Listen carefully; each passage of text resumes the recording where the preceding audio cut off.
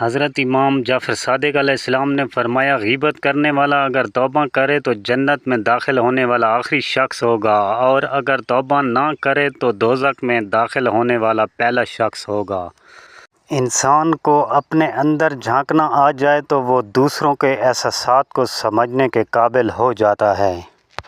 حضرت امام حسین علیہ السلام نے فرمایا، جب تمہیں یقین ہے کہ خدا تمہارے ساتھ ہے تو پھر کوئی فرق نہیں پڑتا کہ کون کون تمہارے خلاف ہے۔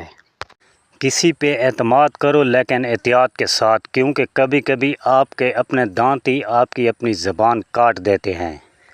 سنبھال کر رکھی ہوئی چیز اور غور سے سنی ہوئی بات کبھی نہ کبھی کام آ ہی جاتی ہے۔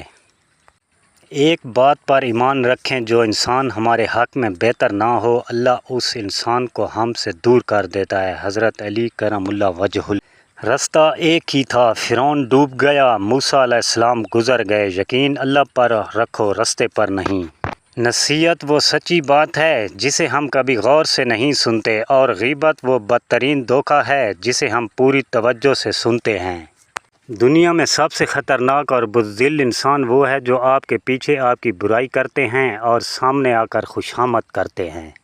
امام جعفر صادق علیہ السلام نے فرمایا، جس قدر خدا کے احسانات کو یاد کرو گے اس قدر خدا سے محبت ہوگی۔ حضرت فاطمہ زہرا سلام اللہ علیہا نے فرمایا، آگاہ رہو، جو شخص آل محمد کی محبت کے ساتھ مرے وہ شہید مرا ہے۔ امام حسین علیہ السلام نے فرمایا، دنیا کا گھر آباد کرنے کے لیے آخرت کا گھر برباد کرنا عقل مندی نہیں، اور ایسا کرنے والا کبھی سکون نہیں پا سکتا۔ جو انسان ہر وقت سب کی خوشی چاہتا ہے، سب کے بارے میں اچھا سوچتا ہے، سب کا خیال رکھتا ہے، وہی انسان زندگی میں ہمیشہ سب سے اکیلا رہ جاتا ہے۔ جو لوگ غصے کو پی جاتے ہیں اور دوسروں کے قصور معاف کر دیتے ہیں، ایسے لوگ اللہ کو بہت پسند ہوتے ہیں۔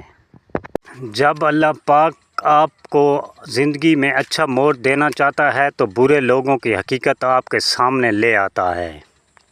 موت کو یاد رکھنا نفس کی تمام بیماریوں کا علاج ہے۔ دعا گو ساگر۔